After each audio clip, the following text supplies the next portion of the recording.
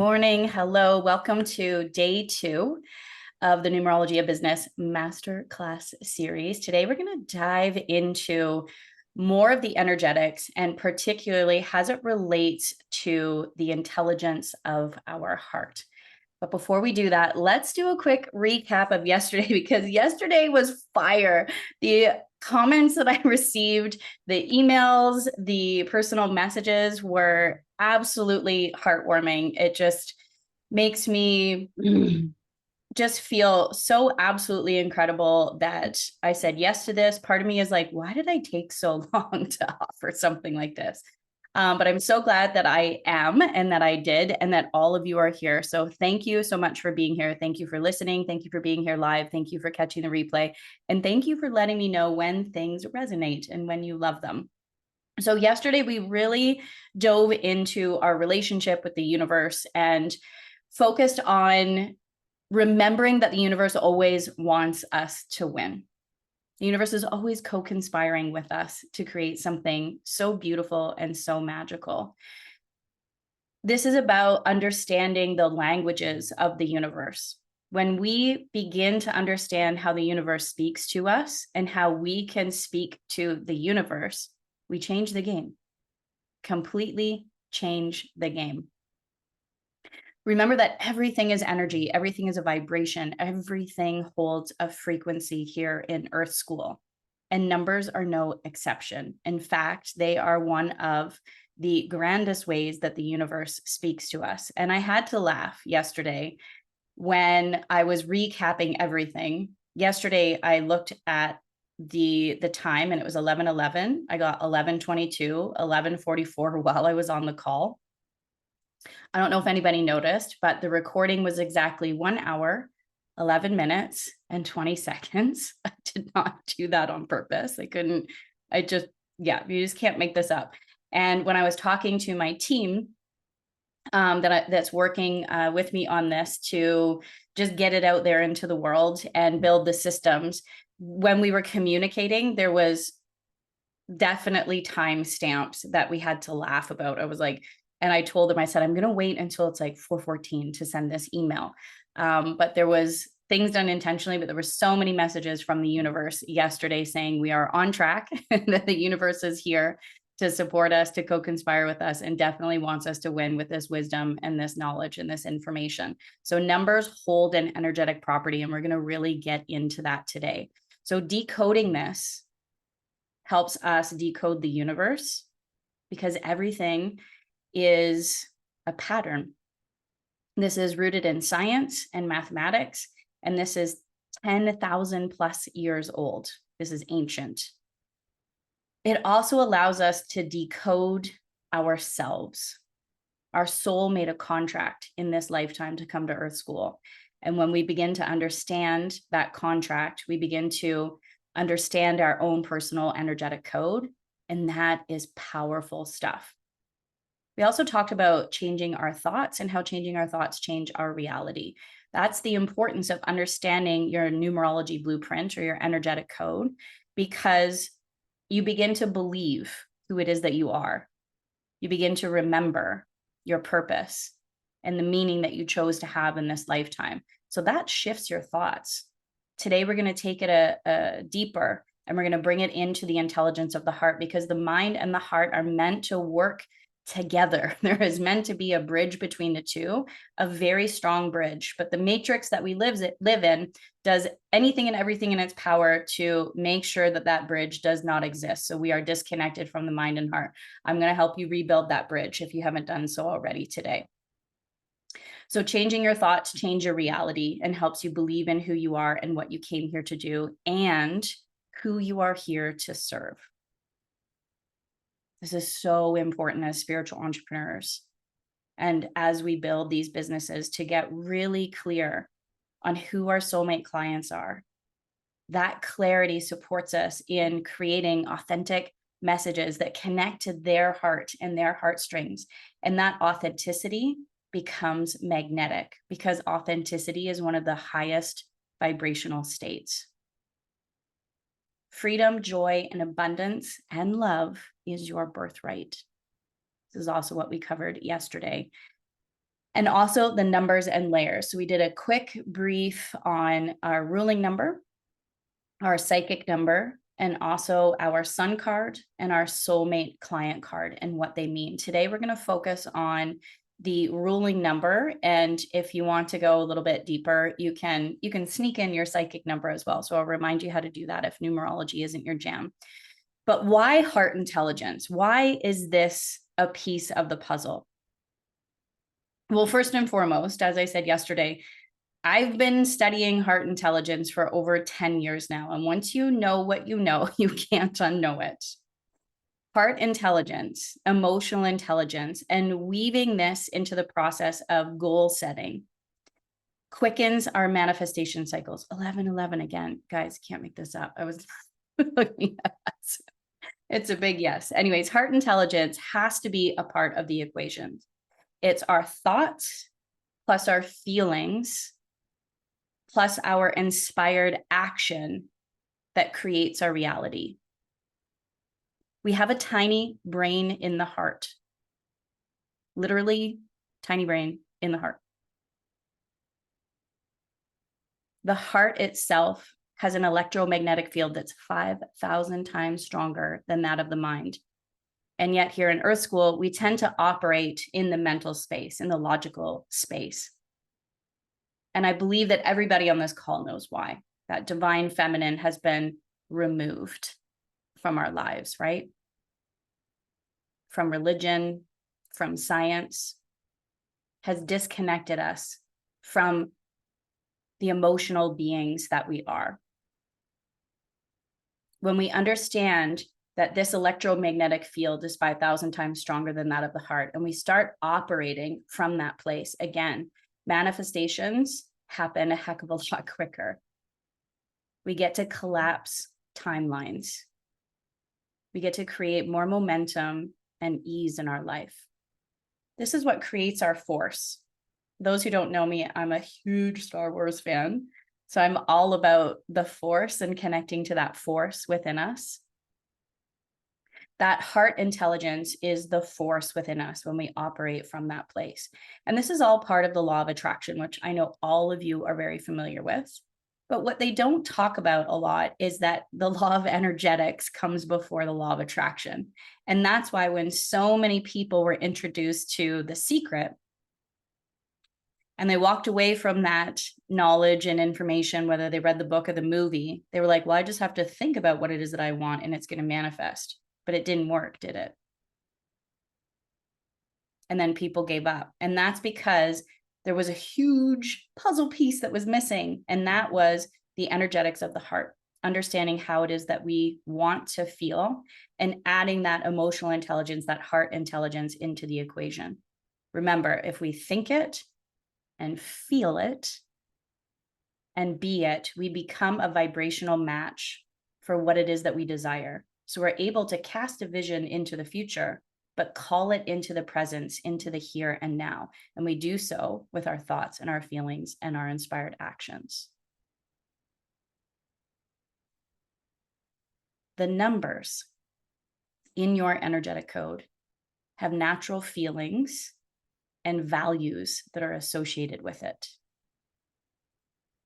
When I began this work in 2014, we would do weekend retreats or 2-3 month long workshops and programs to get to the heart and soul of how it is that we wanted to feel, to choose our heart compass, these core feelings that were going to guide us in our decisions, that were going to support us in shifting our mental states, our mindset, and our beliefs. And then we chose some goals in order to feel that way. And goals in my world represents get open about living soulfully. So we got really open about living soulfully and flip that switch in terms of goal setting. Rather than seeking something outside of ourselves, we come from an internal place. We call all the power back to us. And the universe goes, oh, damn, Anne-Marie is here to play. She is here to win. And then spiritual assignments and challenges, you know, the universe likes to play and says, are you sure that this is what you want? puts a couple obstacles in the way just to make sure. And it's our responsibility, our choice to stay in that vibration, to stay in that frequency of how we've chosen to feel and the values with which we want to embody and embrace in this lifetime. In 2018 is when I started shifting this and supporting businesses and entrepreneurs to integrate the heart intelligence and the emotional intelligence in their conscious business plans and their strategic plans. So they would maybe set number goals. This is how much money we wanted to raise, or this is how much money we wanted to make, or this is how many people we wanted to serve. But what's the feeling that's connected to that? That's what's most important. And then choices are made based on that intelligence. So if it's abundance that we are looking for, if that's what we are truly seeking, then what can we do right here, right now, to help ourselves feel abundant, to allow the other people on our team to feel the abundance, the people that we serve to feel the abundance, the community that we're involved in, and the world at large to feel that abundance. Calling all of the power back to us. The first time I started integrating it, the results were absolutely incredible. I'll never forget this story. I'll never forget the impact that myself and my team had on a person. So I was still working in a corporation, and my role was that of an executive director. And I recruited a lot of volunteers. We worked with anywhere from like 150 to 200 volunteers a year. And we served anywhere from 150 to 200 children, about 100 families. We had 16 different community partners. There was a lot of people in our organization. And I had a very small team. And my team and I were doing amazing things. We were making sure that every child in our community who needed a mentor had a mentor. It's a pretty powerful vision. You would think that all of us would be so excited to come into work. And we really liked each other. My team and I got along really well. They were absolutely wonderful people. They did a really great job contributing to everything, all of our goals, all of our strategic plan. But to be honest, we were miserable. We were burnt out. We were overworked. We were underappreciated, undervalued.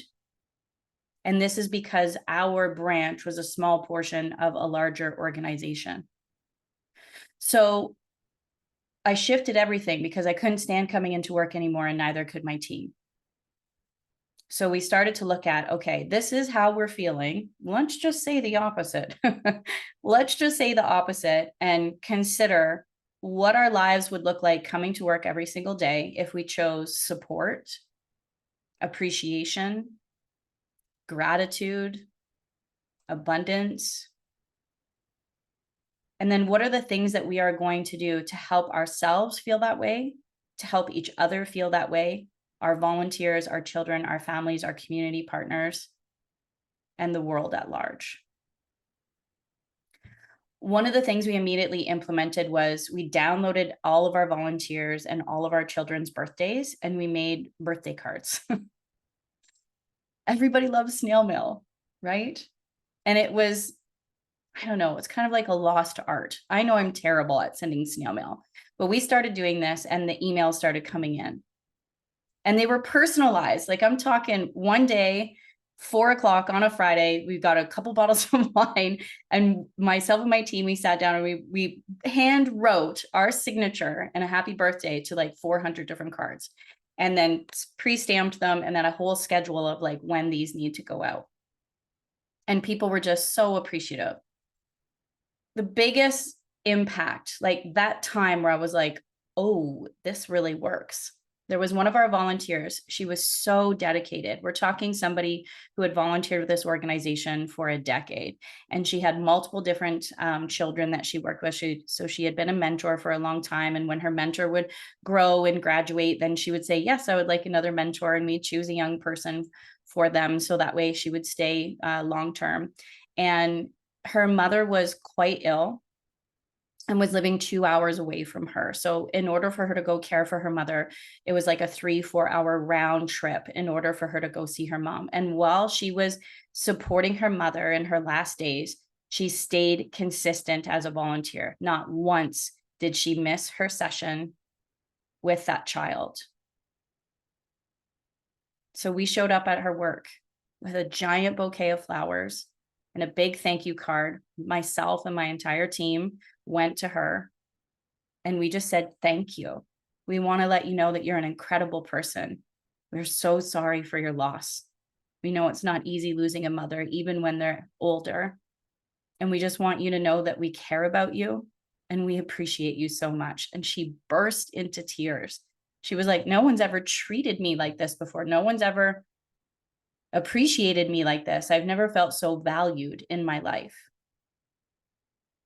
And that's when I knew that everything had to change, not just in my work, but in my life as well. That's when I began to understand the power of emotional intelligence and heart intelligence. It was also a really great reminder when I still had that job that we don't get to show up and say, you know what? My heart compass is appreciation. So you need to appreciate me. Unfortunately, it did not work like that. The people that were not appreciating us or not valuing us or not expressing gratitude weren't necessarily the ones that showed up to help us feel that way. But it came in so many unexpected ways that felt even better than who we had hoped would see us, would feel us, would hear us. And everything changed. It was a couple months after I just walked out of that job. And I said, I'm going all in my business. And I don't regret any single moment of that. So I want to ask you right here, right now at 11:22, again, how perfect. How is it that you want to feel? Just one word. And if you're like, I don't know, happy, I feel like that's surface level. If you're not feeling very great right now, what's the opposite of that feeling? Impactful. Ooh, that's a good word.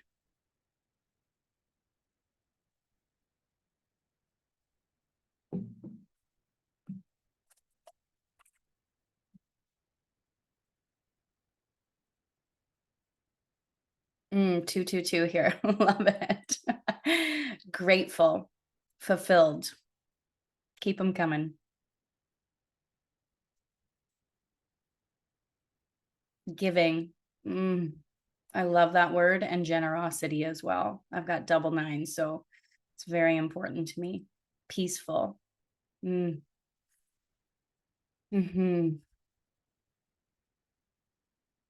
Just even typing the words out, saying them out loud. Can you feel the energetic shift? Like just stating the word peaceful. Notice how I just took a deep breath and I did a and sighed into it. It's like I was immediately connecting to the vibration and the frequency of peace. Abundant. Yeah. Vicky, you'll love this. Abundant is one of my heart compasses. So I've been doing this for a long time. So mine are statements now. But when I first started, they were one word. And I was like, well, when I use them as statements, like I am abundant, abundant makes sense. Or I am, you are, we are abundant, that makes sense. But I chose abundance because when you split it up, it's a bun dance. And I like to shake my rump. So you get to play and have fun with these words as well. Luminously rooted in abundance, deep, authentic, creative connections. Kind of a big deal. This is my heart compass in my business. I have explanations and statements and additional values within that I embody. But this is my driving force for everything that I do. In my personal life, fierce faith, wild and free, and Sri Yantra. Sri Yantra is a sacred geometry. It's a symbol, and it represents like the divine cosmos connecting with earth. It represents the balance between the masculine and the feminine. Inspiring. Yeah. It's kind of a big deal. This is one of my favorite ones. And I've decided with this new opportunity that I have. So I'm starting my own TV show on a brand new network. And I'm thinking of my intro and my outro. And I'm going to end, I believe I'm going to end each episode with, and remember, I'm kind of a big deal, and so are you.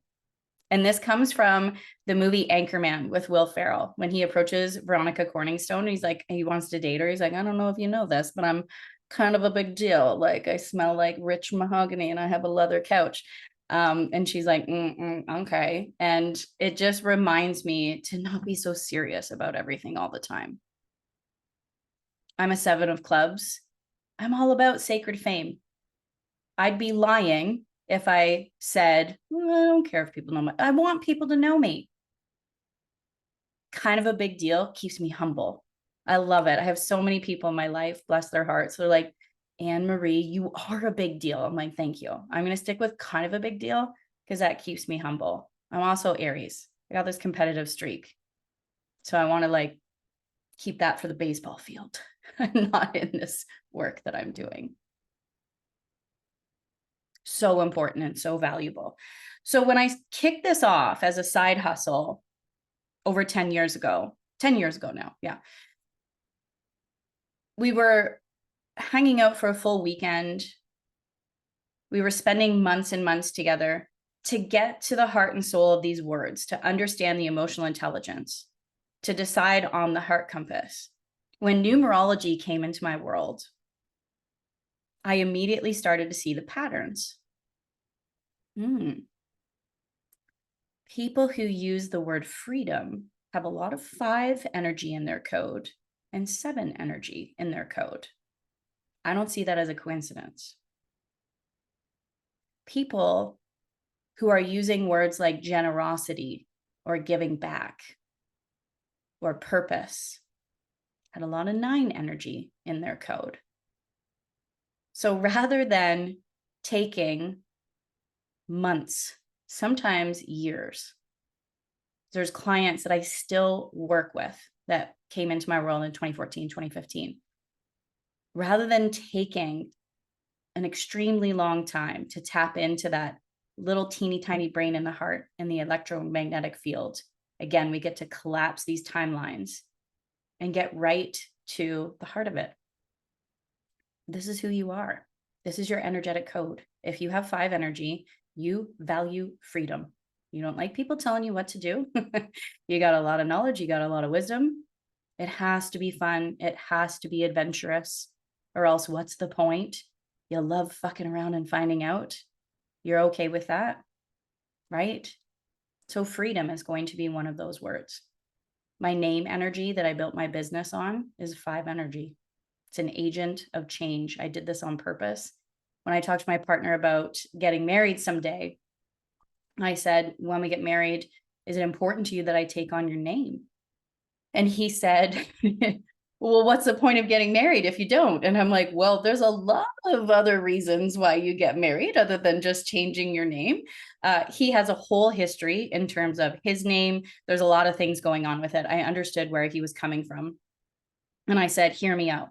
It's not that I don't want to change my name. I will 1,000% change my name, legally change my name, because if I do, I'll have 8 energy, and 8 energy is all about abundance. And I'm okay with tapping into that. I said, but I've built my brand on my name, Anne-Marie McKenzie, and it cost a lot of money to change that. And, you know, I'm kind of a big deal. And so then to all of a sudden one day be like, I'm not Anne-Marie McKenzie anymore, I'm this. And he goes, oh, okay, yes, you can keep your name for your business. I said, but then in my personal life, I will have your last name. So this is one of those energetic layers that we didn't talk about yesterday, but yes, our name energy contributes to our energetic code. Numerology of business, chose that on purpose.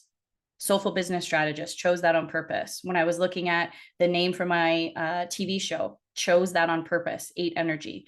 When I create a program or a course, I'm always looking at the energetics of those words and the numbers that are associated with it. So important.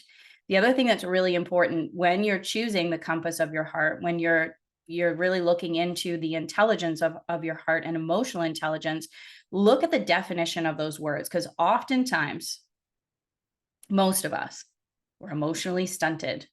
We did not get raised with a high level of emotional intelligence. We did not go to education systems. We didn't go to school. They didn't teach us about our feelings in school. Many of us didn't get taught about our feelings at home.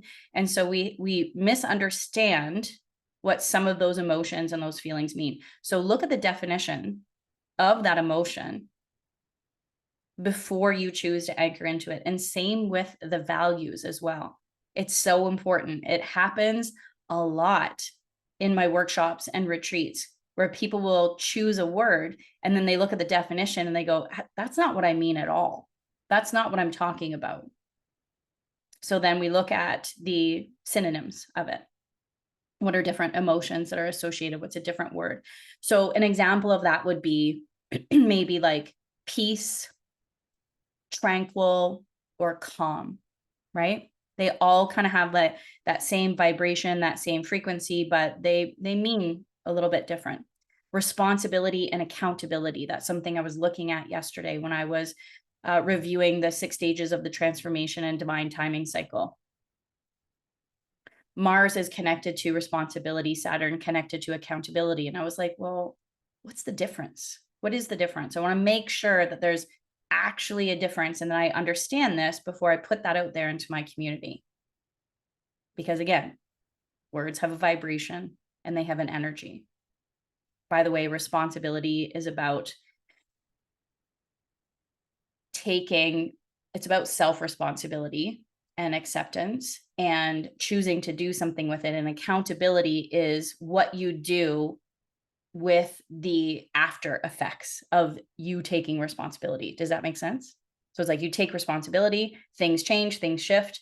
And then through that experience, the new experiences that come through, how are you going to be accountable for that? Because every choice has a reaction, has a consequence, right? That cause and effect. So being accountable for that. An example would be hanging out with me for these 3 days. You're aware, you'd like to know more about energetics, heart intelligence, strategies related to it, right? You've accepted that maybe your emotionally intelligence was stunted as a child, for example, or you don't understand your energetic code. You take responsibility for it. Okay, I'm a ruling number 3. Abundance is my birthright. Now that you know this, what are you going to do to be accountable for that? How are you going to show up and give more abundance in the world? Feels good, doesn't it? It's good stuff. Okay, so let's do a quick recap of the numbers. 1133. Oh my gosh, I absolutely love this. Vicky, does that mean it's 2:33 where you are? Yeah, cool. I love that. Okay, so before we do that, I want you to pop in the chat and let me know what your ruling number is.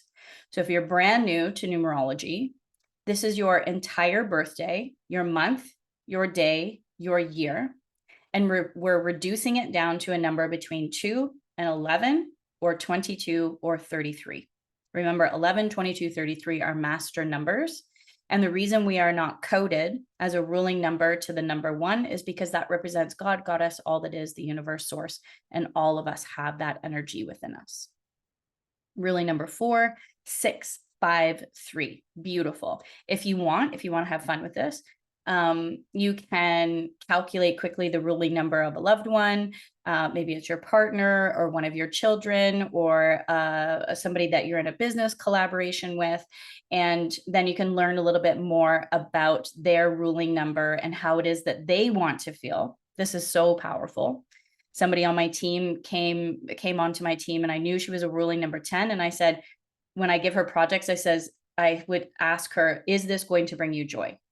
And she was like, well, this is my job. That's what I have to do. You're ruling number 10. If it doesn't bring you joy, it's not going to have the result that I want. So is this something that you think that you would love to do?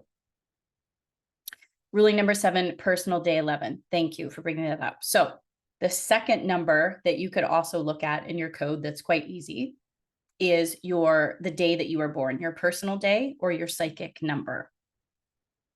I love calling it our psychic number. So I was born on the 29th. 2 plus 9 equals 11. So I hold that master energy of 11.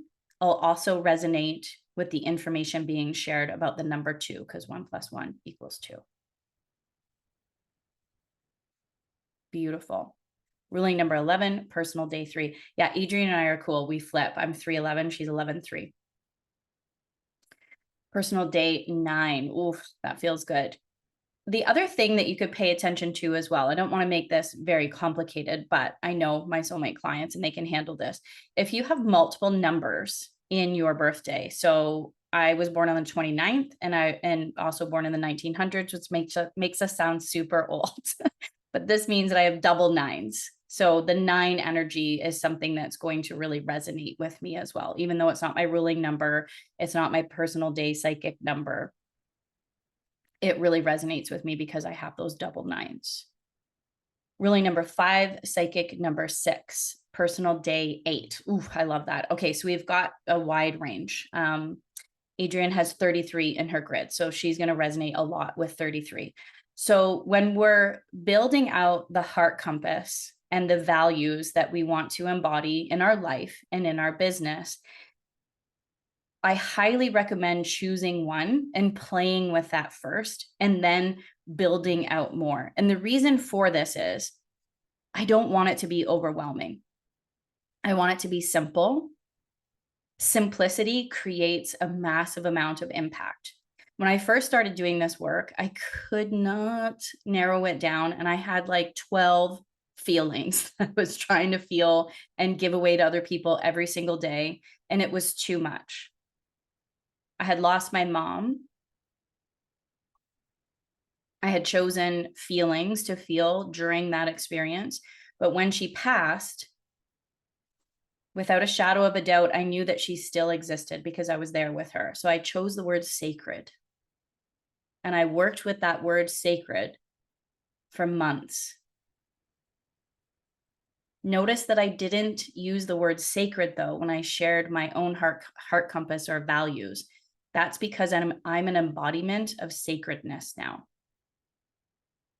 I think the universe reminded me of this when one of my mentors, somebody that I had looked up to, someone had gifted her a sacrum bone, and I saw it online, and then I looked up what a sacrum bone meant, and it's literally the sacred bone in our body. And so many different cultures have beautiful stories about it. And I thought that would be amazing to have a sacrum bone to connect with the word sacred. Ooh, gross. I hope that's not a human sacrum bone because I wouldn't want that.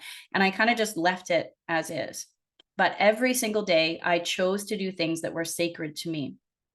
I chose to meditate. I chose to do yoga. And this was, 2 cycles of breath work and 2 sun salutations. That's sacred. I would pray, I would talk to my mom, I would write to her in a journal, and I would take my bulldog into the heart of the woods that was near my home. And we would hug trees and we would just sit in that space. And one day, it was just after it finished raining, probably for like 5 months straight. I live on the west coast of Canada. And so I live in a rainforest. So it rains all the time in the winter. So it had finally stopped raining and the sun started peeking through the trees. And I remember I stood up and it was, this part of the forest was spongy. Like literally I would take my shoes off and you could feel the earth kind of pulsing. It was all moss. There is ghost pipes there. If you don't know what ghost pipes are, highly recommend looking them up. They are a sacred plant. Oh, they give you the heebie-jeebies in a really good way. They're these like transparent, translucent plants, and they're all over in this area. So I'm hanging out in the ghost pipes. I'm in this like spongy, earthy moss.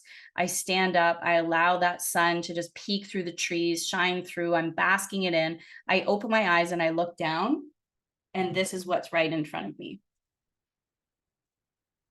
Yes, that's a sacrum bone from an animal. What kind? I don't know. I've sent it to a vet and I was like, what is this? Doesn't it look so cool? So it would be like this, and that's where the animal's spine would go through.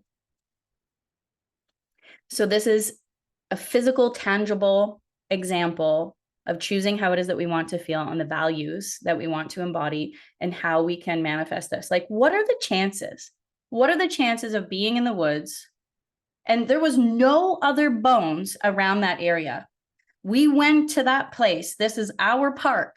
We went to that place every single day for years. There was not one other bone around. So clearly an animal died. There's got to be a leg. There's got to be an arm. There's got to be a skull. There's got to be a spine. There's got to be all the other ones. Nowhere to be found. This was the only bone to be found. And I picked it up with my chuck it. So I didn't just grab it with my hand. My partner was like, "You are not bringing that into the house, are you?" I'm like, "Yes, I am." And I looked up how to get a bone clean. And I kept it, and I had to keep it high away from my bulldog because she always wanted to chew on it. But that's an example of sacred and how I infused sacred into my life and I embodied it. I made choices to support myself to feel sacred. I would say sacred things to other people and how it would manifest in my world. To recap for myself, ruling number 6, day 8, double 1, double 7 in chart, also single 3, 5, 9. Yeah. So all of these numbers are going to resonate with us, but keep it simple. If you're new to numerology, please keep it simple. Focus on your ruling number and focus on the feelings and the values that are related to that. Ruling number 5, freedom. And now I am an embodiment of freedom, which is why I chose peace, because my peace is my North Star always. Oh, I love that. So magical, right? So let's look at the numbers. And for other numerologists on the call, if anything comes through for you, if any downloads, any ideas, any thoughts, any insights come through, please feel free to pop it in the chat. So remember, number 1 isn't our ruling number, but we could still be coded to it. We could be born on the 1st, for example. Many of the people that I work with have multiple 1s in their chart. They're the ideators, the innovators, the people that feel like they have too many ideas that presents as a problem, but it's not. It's one of their greatest gifts. So that 1 energy maybe would love to feel curiosity or curious, innovation or innovative, new paths, spark, at 1, or connected. When I think about 1 energy, what's one of the phrases that you think of? For me, it's that song, 1 is the loneliest number. Well, 1 doesn't want to be lonely. They want to be connected. For that 2 energy, it's energetic contribution, connection, especially connection with source, resources, resourceful, intuitive, sensitive, empathic, compassionate, belonging, community, collaboration, deep, authentic, creative connections. Remember, I said I was personal day psychic number 11, so I'll connect to that too. Deep, authentic, creative connections is an expression of that. 3, the energetic contribution, witty, humor, social, or like social butterfly, also connected, creativity, abundance, authentic, expansive, amplification, moving forward or forward progress. So you'll notice as I'm sharing all of these as well, the evolution of numbers. There's an idea, we connect that idea to some resources, we expand, we amplify it, right? We can see how they're all connected and how it's a path of manifestation. 4, grounded, safe or safety, stable. 1144, practical, reliable, solutions oriented, order, systematic leader or leadership.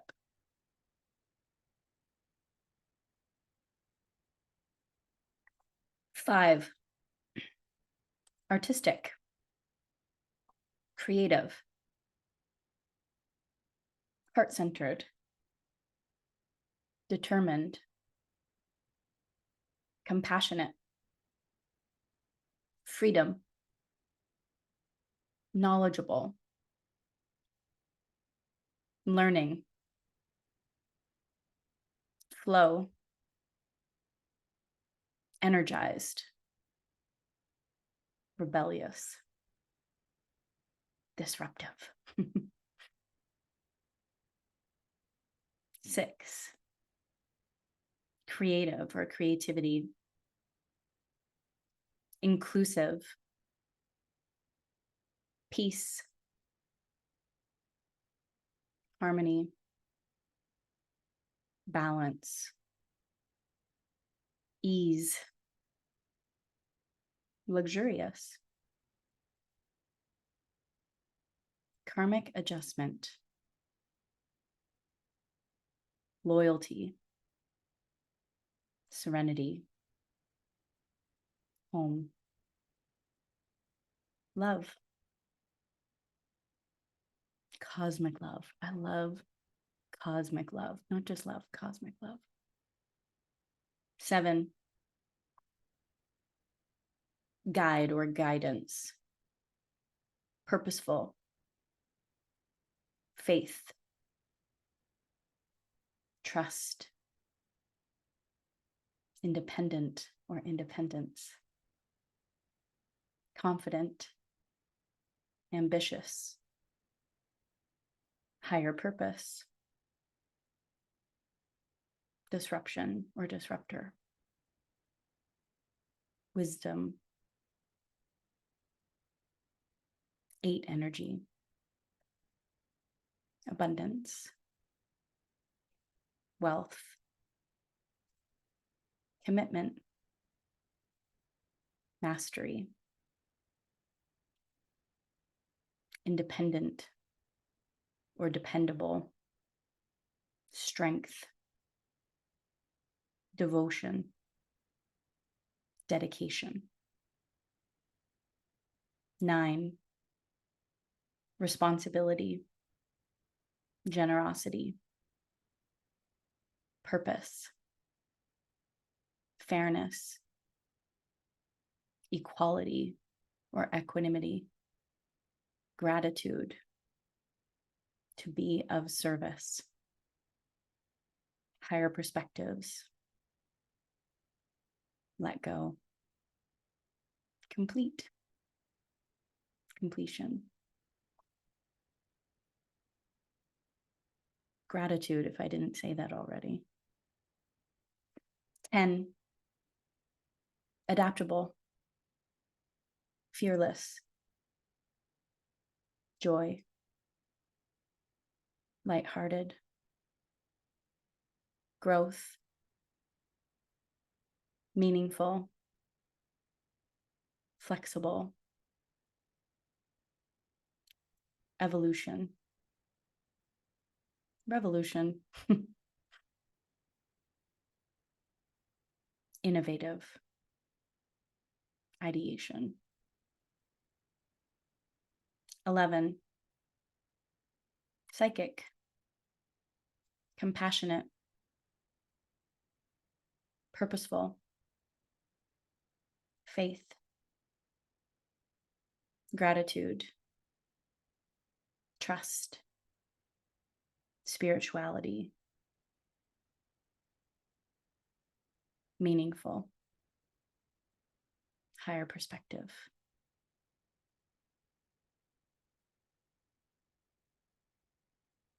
Let's just sit with these words for a moment.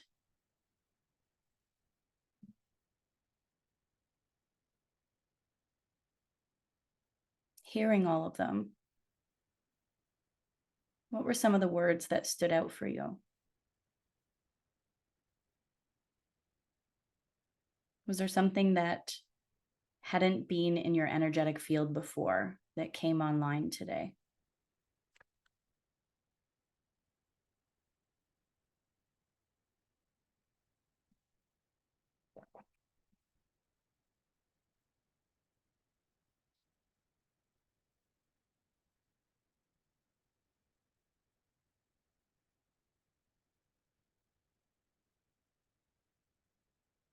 Did this help you anchor into what you already knew about your energetic code or who it is that you are?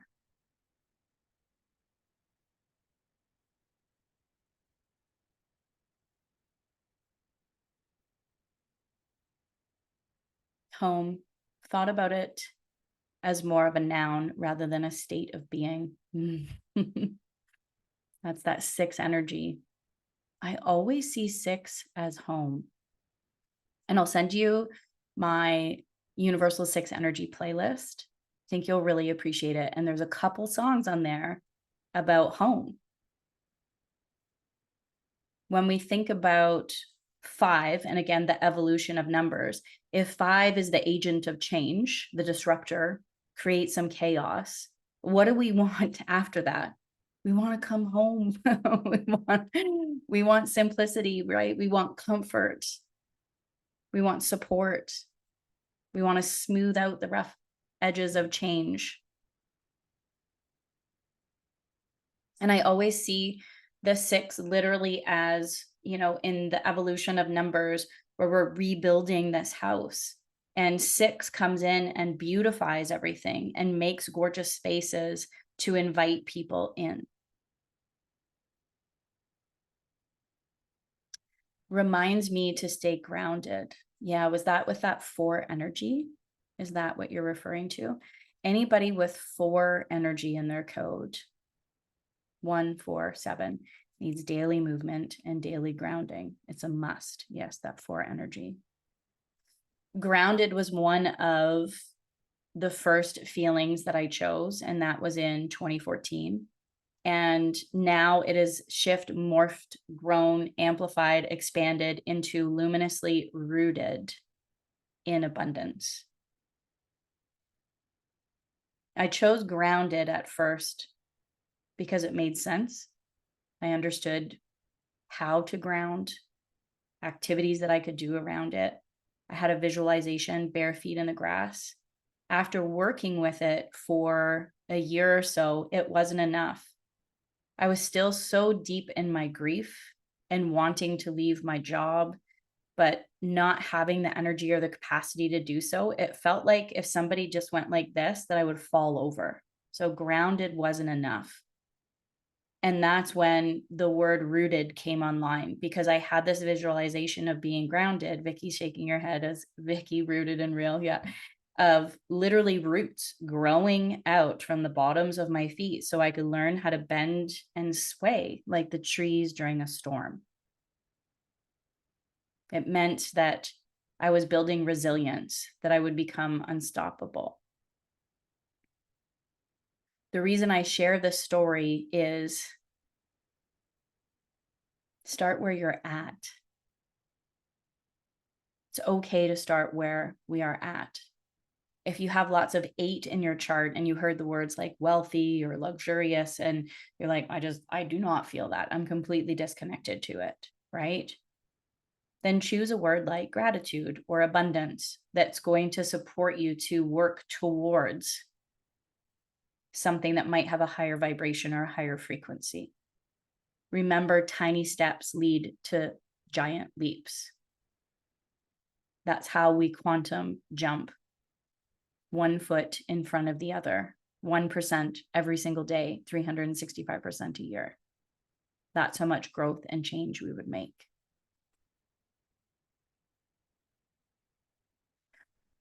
Was there any of these words that represented values or emotions or feelings that you felt completely disconnected to?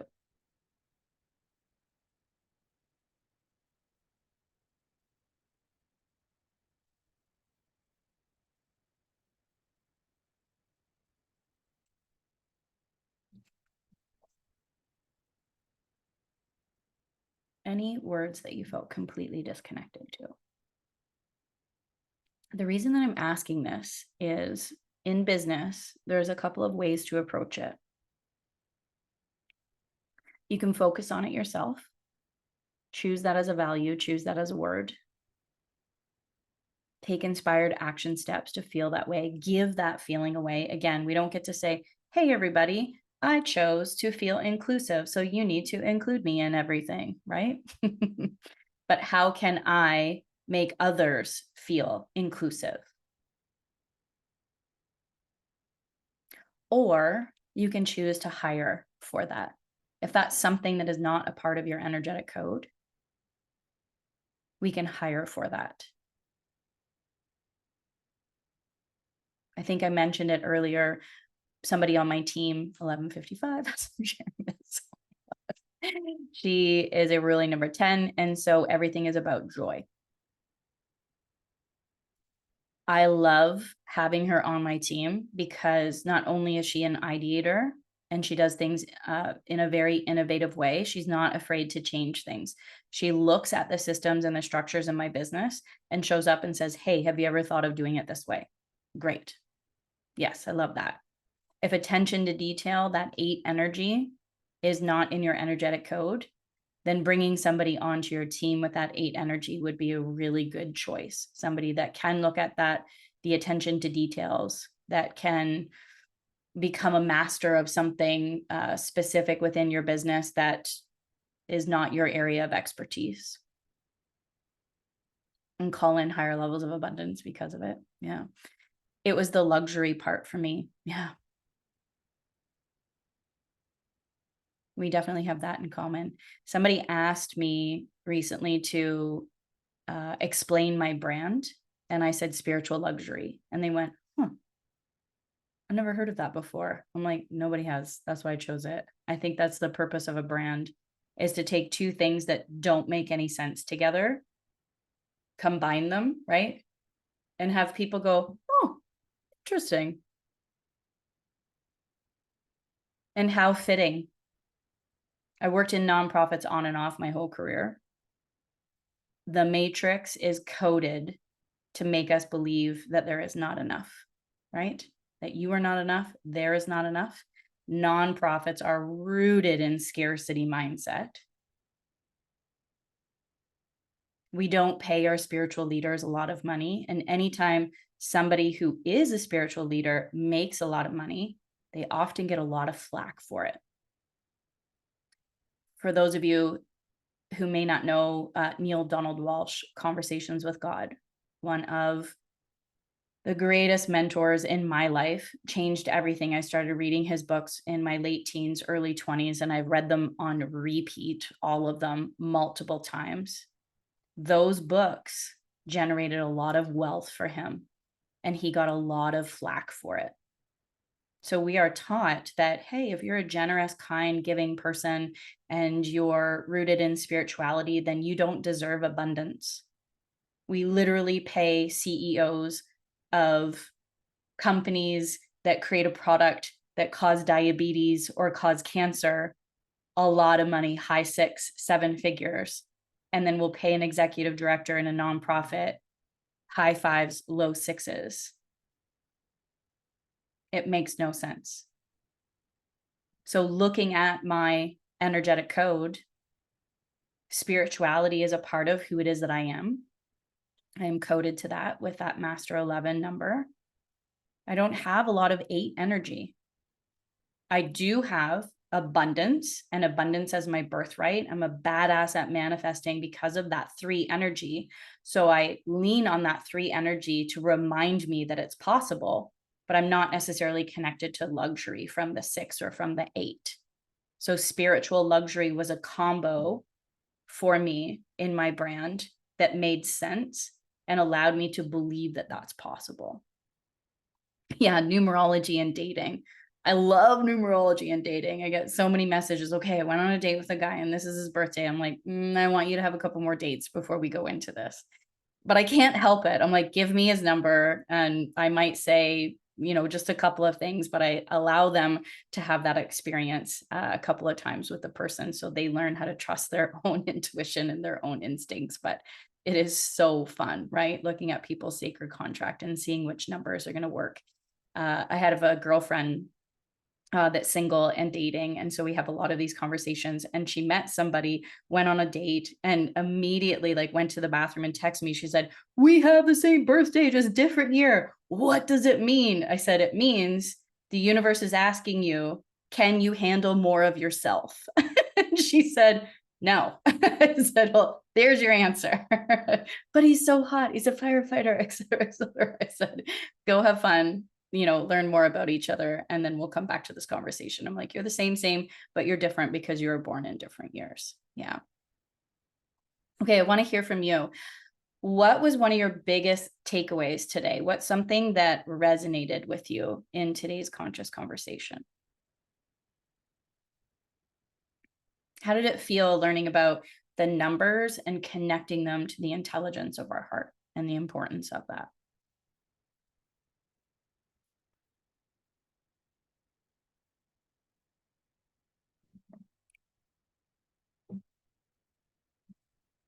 Staying heart-centered no matter what I do. Yeah. And Adrian, you'll appreciate this. I know that you're very familiar with the conflict and drama triangle, which I call the conflama triangle. That persecutor, victim, rescuer consciousness gets to up level. I remember having this conversation with my therapist and, saying like, "I don't really want to be here today. And it's because things are going well. And that I'm going to have to tell you that things are not so well." And she said, "Tell me all the things that you've been doing great." And she said, "You've up leveled, my young Padawan.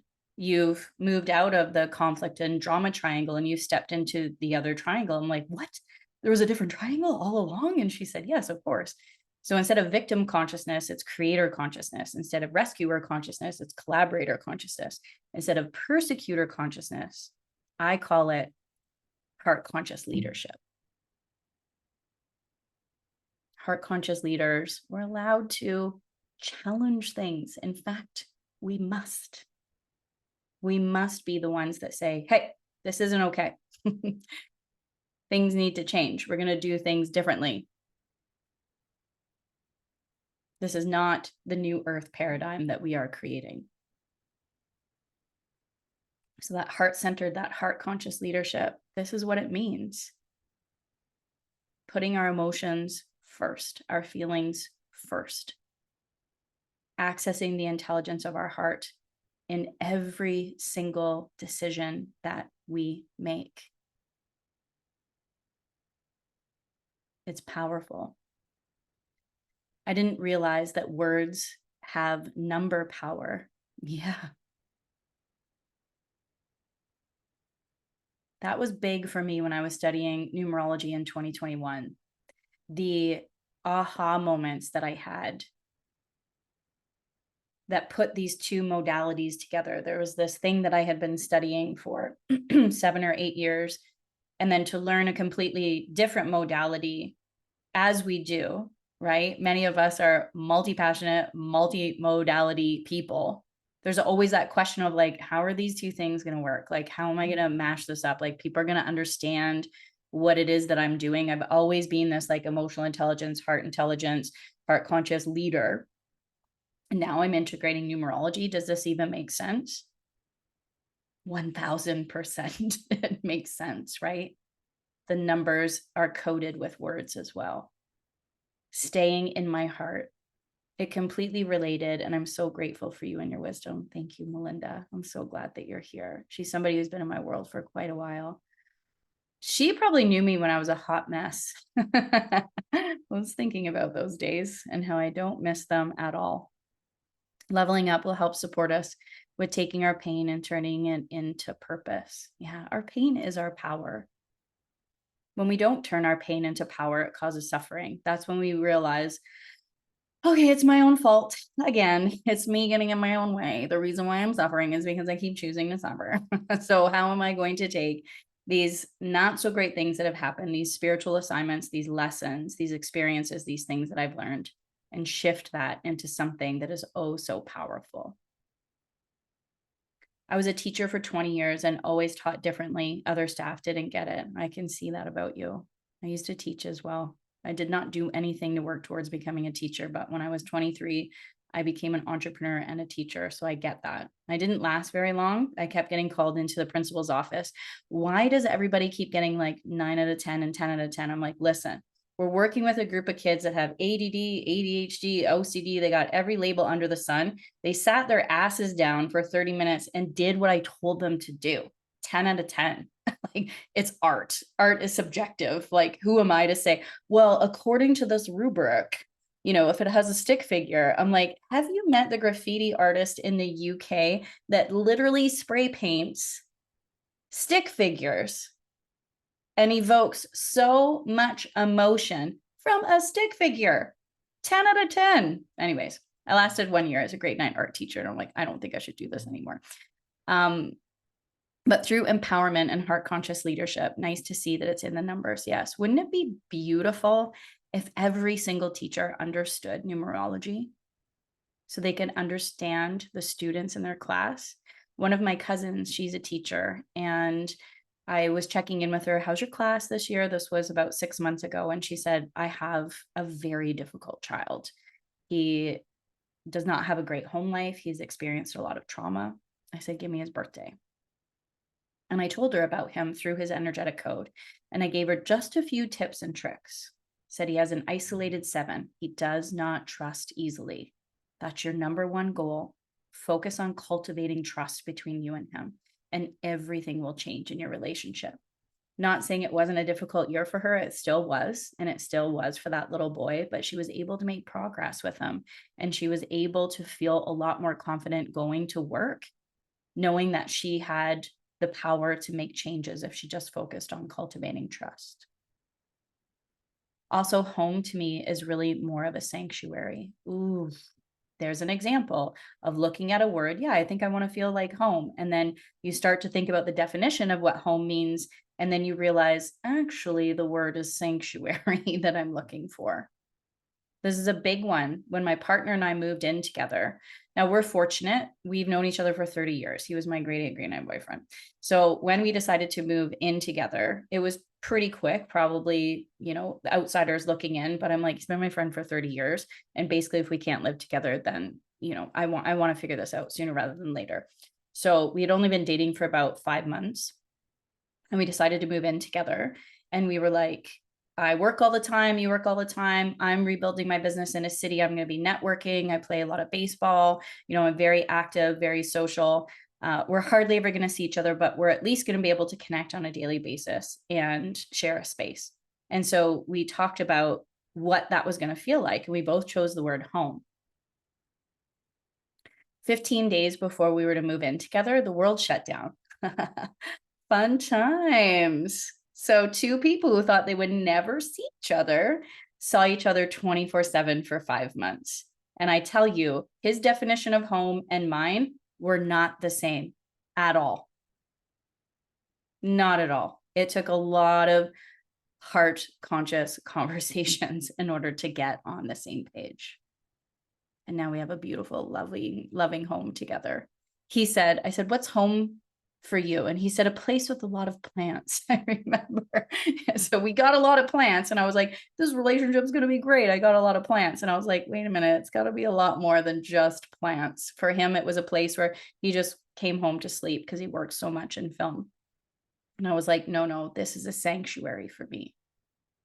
Yeah. Home never felt like home growing up. Nope, it did not for me either. So that's why it was a tough one. And that's why it was so important to create this beautiful space. Part of my groundedness is capturing my time back through time mastery. Taking our time back definitely contributes to feeling how it is that we want to feel, right? When we don't have control over our time, when we are not intentional with our time, it is so chaotic and disruptive. Causes a lot of anxiety and overwhelm, right? Time is something that I work on with many, many clients, time management. Some of the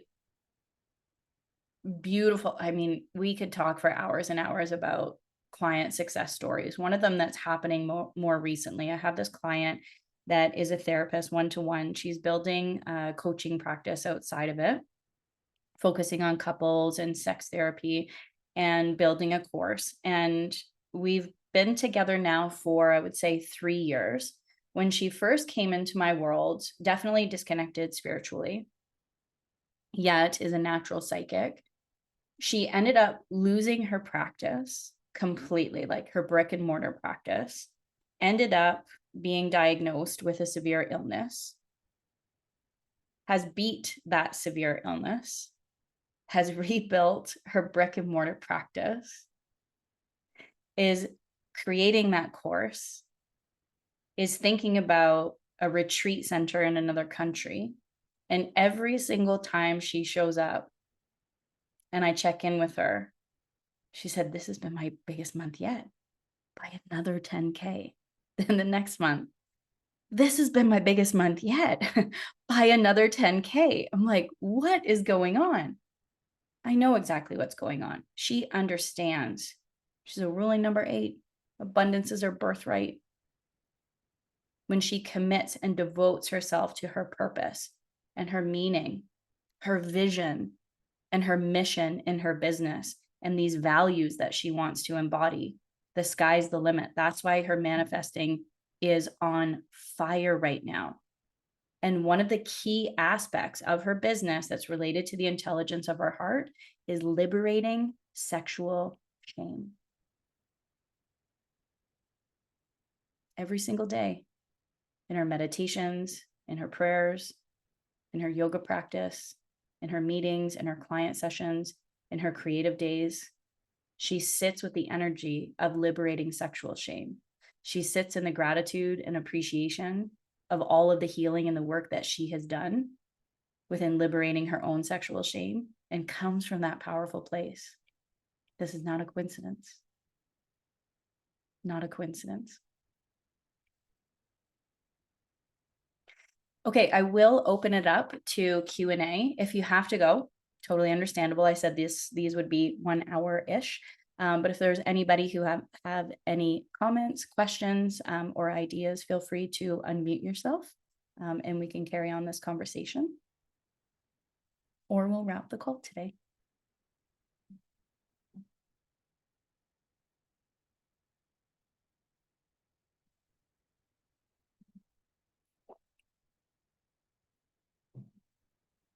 Hey, Anne-Marie. I think one of the things that, especially if people aren't numerologists, is getting curious about numerology because it's layered into everything. Even I just did a photo shoot the other day, and I worked with the photographer's ruling number and her energy, and she had the arrow of the planner. So I was just like, go girl.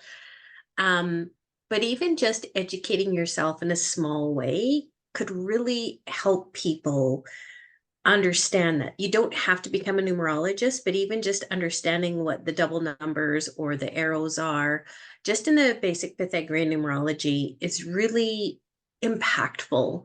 And yeah, I just want to share that because, utilizing numbers within our businesses can have a huge impact. You talked about, choosing names, and I was just like, oh my gosh, I never even thought of that.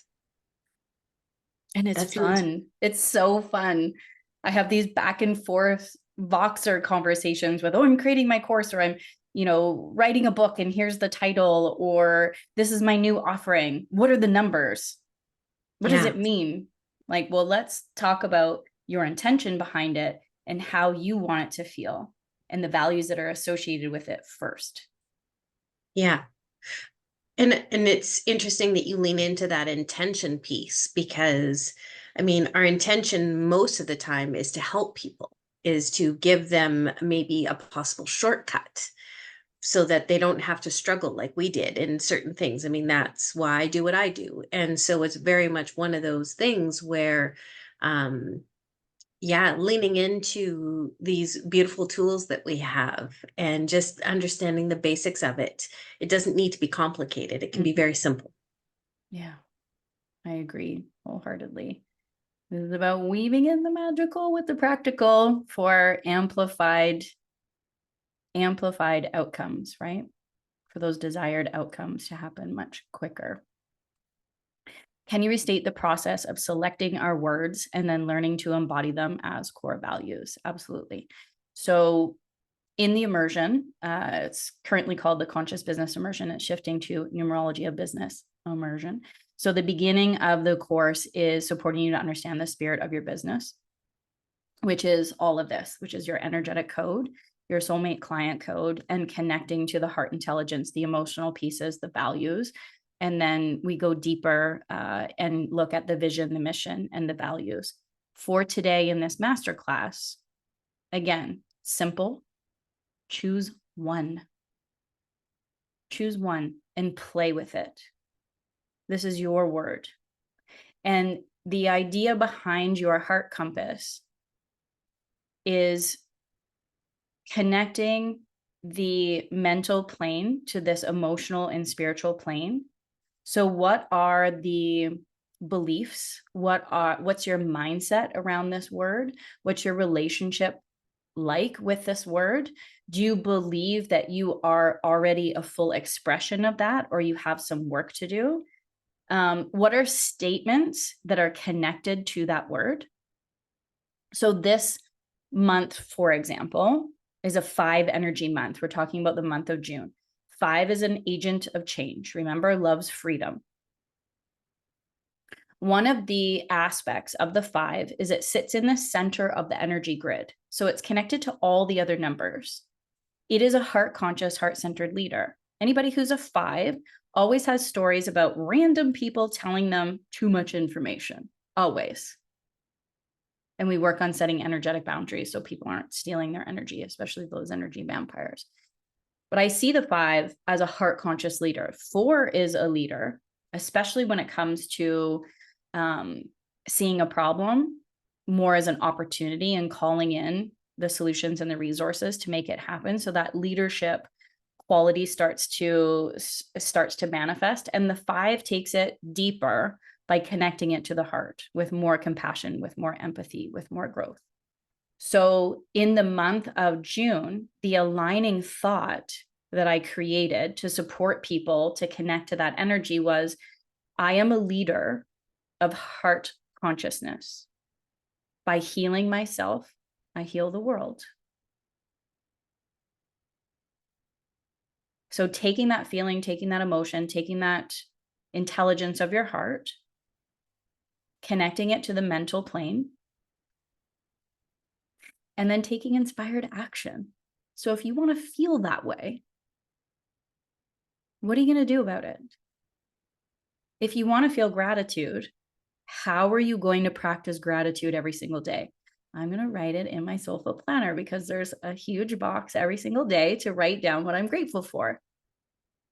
I'm going to express gratitude to my partner every single day.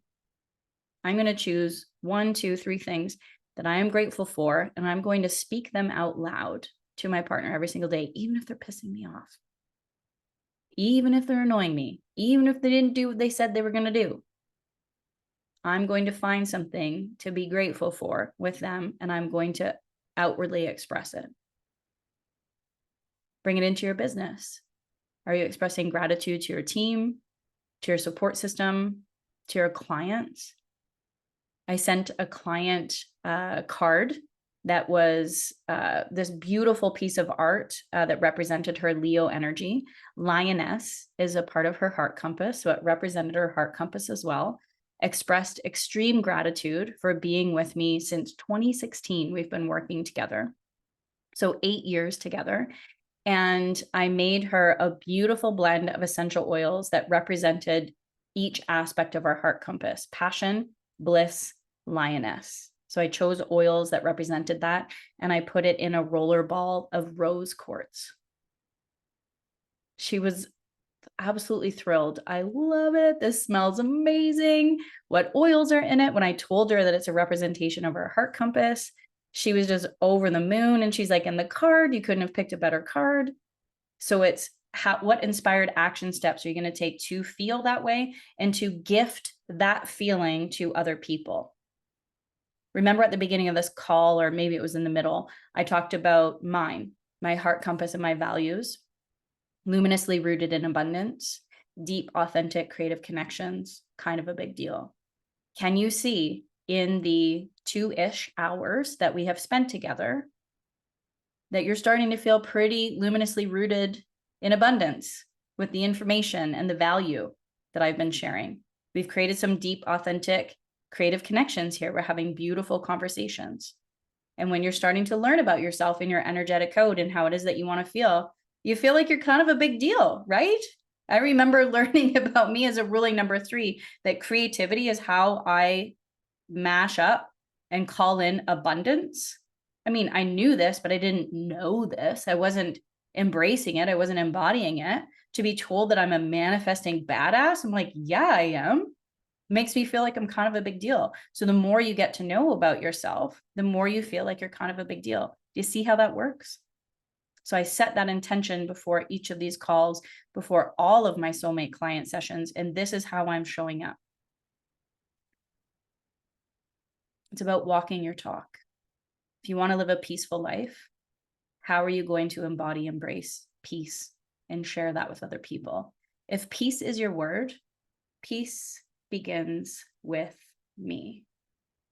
This is a mantra and a mudra that I created when I was still in that corporate job that stopped me from punching people in the face, if I'm going to be honest, when they were bothering me. And I would do this underneath my desk as they were annoying me. I would just do this, and I know it was peace begins with me. And these mudras would just amplify the energy of those words. It doesn't have to be, well, I want to feel this way, so I better book a 2-week retreat and not talk in, Bali, meditating, praying. It can be those things, but it can be something as simple as peace begins with me, or writing down 1, 2, 3 things that you're grateful for, 1222, as I'm saying that. Okay. Anything else, pop it in the chat. Does that answer your question, Vicky? Does that help? Yeah, good. So tomorrow we're going to discuss more about the strategy. So we've decided how it is that we want to feel. We're starting to connect to the heart compass, those feelings and the values that we want to embody. And now we're going to bring it into the space of soulful strategy. Because it's one thing to know this information and to have it and to declare it. But if you're not going to take inspired action on it, it will not work. I remember hosting a retreat at a yoga studio in my community that I used to live at. And this was the first workshop was about understanding how it is that you want to feel, your heart compass. And the second workshop was about getting open about living soulfully. And the yoga studio owner had called me in, so he didn't have to pay for it, but allowed me to charge other people. And he didn't do the second portion of the workshop about getting open about living soulfully. So he didn't show up, but I was hosting that second workshop there. And I remember one of my participants asking him, hey, do you feel how it is that you want to feel? And he completely threw me under the bus. He was like, not really. Like, he was not sharing anything positive. So I let him go. I let him spew it off. And I said, well, Louis, that's because you haven't done the work. Am I right? You didn't show up for Get Open About Living Soulfully. You said how it is that you wanted to feel, but then you didn't do anything about it. You just expected the world and the universe to bring it to you with you not having to actively participate or play in that. Thankfully, he said, yeah, you're right. I said, couple weeks, there's another weekend workshop. I'll see you there. You have to actually do something about it. And the soulful strategies that we're going to talk about is connected to numerology. Again, predictive patterns and cycles that are showing up for us personally and universally. So when we begin to understand those predictive patterns and cycles, and we understand the forecast for the universe and our own personal forecast, then when we're choosing our soulful strategies, we're making choices that are in alignment with the predictive patterns and the cycles of the universe. Again, another way that we expand and amplify our choices. This is how we collapse timelines, take quantum leaps, call in those desired outcomes from the vision that we have cast into the future, into the here and now. So that's tomorrow. That's day 3. Thank you so much, everybody, for being on the call today, for staying longer than an hour. I know that this is always going to happen. That's why I say an hour-ish. I love the conversations for you today. Be sure to pop on socials. If you're loving this, if you've had a really great experience, if you've learned something, pop on social media. Make sure you tag me in Rue McKenzie 13. Let's carry on this conversation. Let's keep these heart sparks going. Let's keep sharing this wisdom and information with the world. You're very welcome. Thank you again for being here. I'm sending you a lot of love. And when you're on social medias, declare your heart compass. If you know what it is, if you're choosing the word peace, if you're choosing the word sanctuary, then share a story. Don't just talk about coming into this masterclass. Talk about what you've learned, what you're experiencing, and what you're going to do differently moving forward. Okay? All right. Big love. Remember, I'm kind of a big deal, and so are you. Bye.